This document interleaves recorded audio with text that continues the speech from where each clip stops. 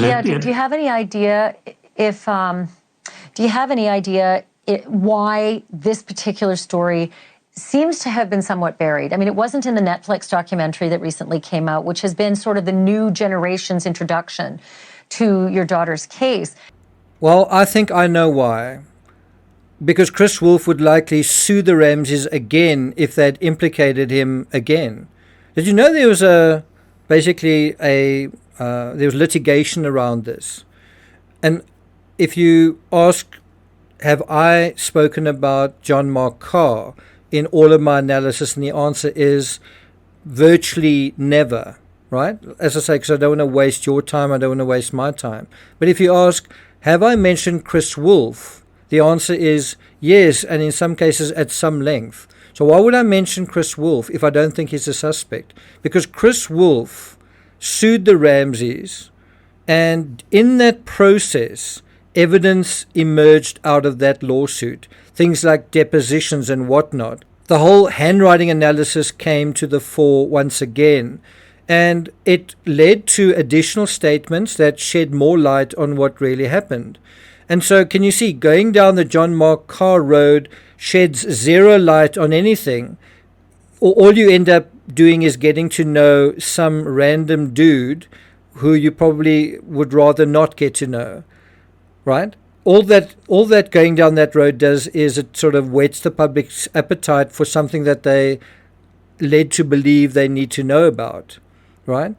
And in particular, the DA at the time and the groupthink guiding the likes of Lou Smith, he's saying this is the kind of person we're looking for. Then you find that kind of person, except it's not him. Okay, well, let's talk about him anyway. I'm sorry, that is an absolute waste of time. If it's not him, then why are you talking about him? And so why talk about a stranger creeper even if there was zero evidence connecting him to the crime? Even if he had an alibi and was in another state, do you still want to talk about him?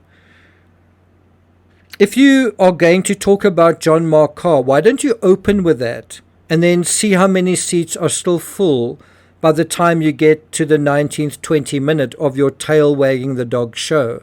This is cynical reporting. It's cynical and disingenuous storytelling, folks. So how should the story be told?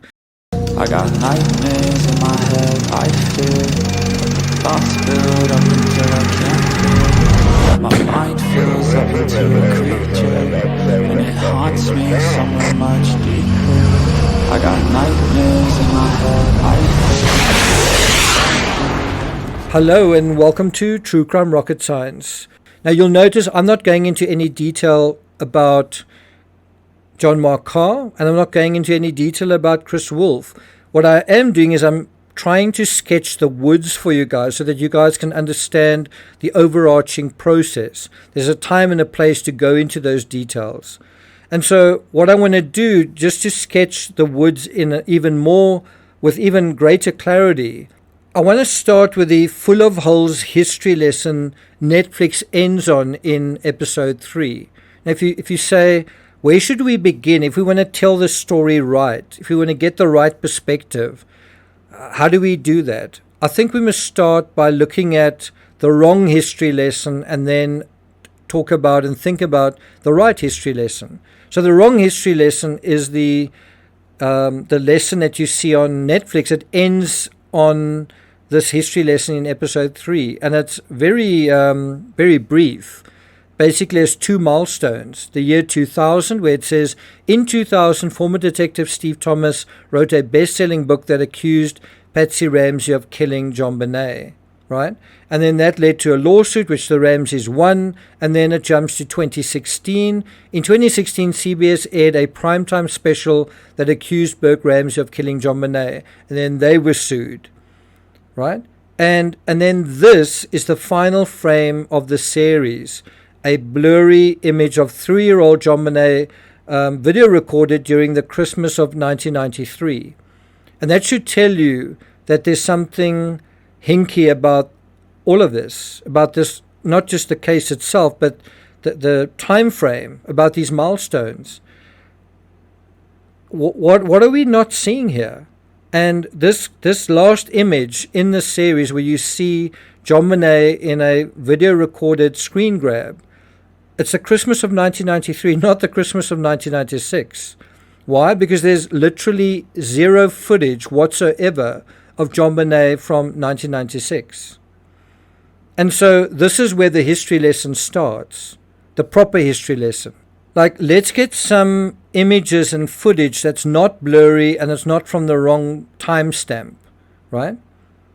Do you want an authentic history lesson? Well, unlike what Netflix would have you believe, over the past 28 years, there haven't only been 2 milestones in this case, lawsuits that the Ramseys won against people trying to tell stories about the case, right? And those milestones are hardly the milestones, as I say, Netflix are crowing about. Yes, the Ramseys sued Steve Thomas, but guess what? His book is still out there. Yes, the Ramseys sued CBS, but guess what? That documentary is still out there.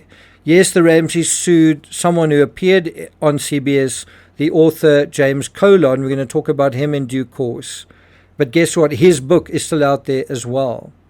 What Netflix doesn't mention are the milestones in 2003, 2006, 2008, 2013, and 2023. And that is a very abbreviated summary of that period. How many of these dates mean anything to you? If you're listening with a notebook, you might want to write them down and try and take a stab at all of the milestones during those years. If you are a true blue true crime rocket scientist, all 5 of them should immediately ring bells for you, or at least 1 or 2 of them absolutely should. But if they don't, well, let's get started with our history lesson.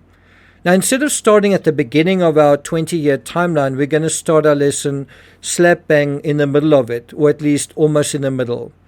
In the aftermath of the Ramsey case, District Attorney Alex Hunter handed over the reins to his successor, Mary Lacy. Have you ever heard her name? And taking it a little bit further, if someone were to say that no single person did more damage to the Ramsey case than Alex Hunter, some of you, perhaps even many, might respond, I fear you might be right. And yet, District Attorney Mary Lacy, Alex Hunter's successor, went even further than Hunter did. And I think, it's just my opinion, that Lacy did even more damage to the case than Hunter, lasting damage. Just a few weeks ago, CNN reporter Jean Casares interviewed John Ramsey and made this remark. For years, they were the suspects until being formally cleared and apologized to in 2008. Not only cleared, not only officially exonerated, but apologized to. A letter was written saying, we are so sorry about what we thought and what we said.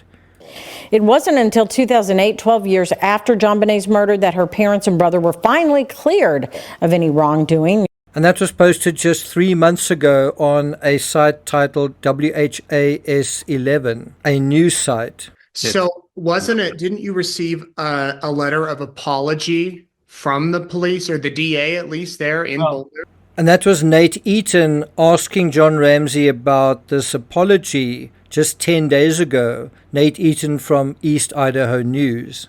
Well, let's hear what this particular Boulder DA, Mary Lacy, the one who wrote the exoneration letter, but also the one who apologized, let's hear what she said, but not in 2008, 2006.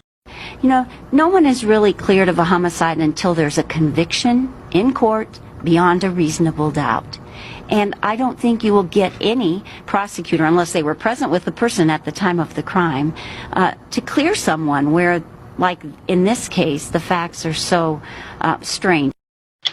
Now, Detective Linda Arndt often gets lambasted and kind of jeered at for being dramatic and for doing silly things. And I'm not convinced that what Linda Arndt did was less sensible than Mary Lacy. And you may have noticed I've spent the first part informing you of one fact, and that is the fact that a district attorney cleared the Ramseys, all of them, in 2008. And then you hear these journalists saying this as though that is a matter of fact and that's all it is. But aren't we forgetting something? In 2008, those pesky true bills, those 4 irritating indictments voted by the grand jury 9 long years earlier, they were still unknown. Does that matter? Is that material? If Mary Lacy knew about them, would she still have cleared the Ramseys? If Mary Lacy knew about them, would she still have apologized to the Ramseys? And what if she did know about them?